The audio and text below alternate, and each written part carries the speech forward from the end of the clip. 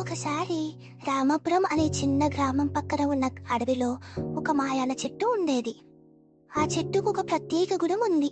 ఎవరైనా సరే దానిని ప్రేమతో పలకరిస్తే అది వాళ్ళ కోరికలు నెరవేర్చేది.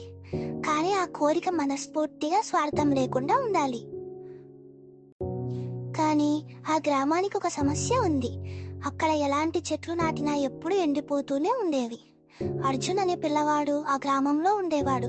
అతను చాలా ఉత్సాహంగా ఉండేవాడు.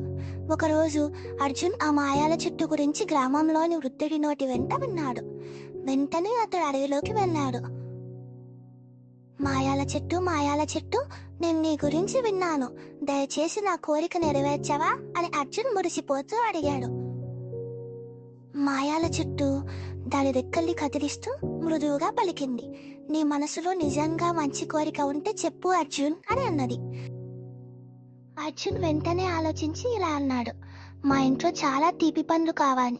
నేను వాటిని అమ్మి ధనవంతుణ్ణి అవుతాను అని అన్నాడు. చెట్టు కదలలేదు. అర్జున్, నీ కోరిక స్వార్థపూరితంగా ఉంది. ఇంకొకసారి ఆలోచించు అని అన్నది. అర్జున్ తలుచుకొని రెండవసారి ఇలా అడిగాడు. మరి మా ఊరికి బలమైన చెట్లు కావాలి. ఆ చెట్లు ఎప్పుడూ ఎండిపోకూడదు ఇలా అడిగాడు.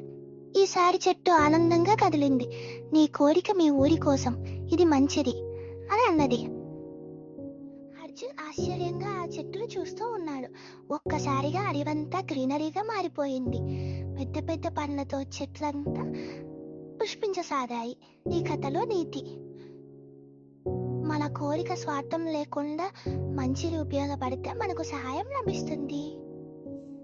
పిల్లలు, మీకు ఈ కథ నచ్చినట్టయితే సబ్స్క్రైబ్ చేయండి, లైక్ చేయండి, మీ ఫ్రెండ్స్కి షేర్ చేయండి.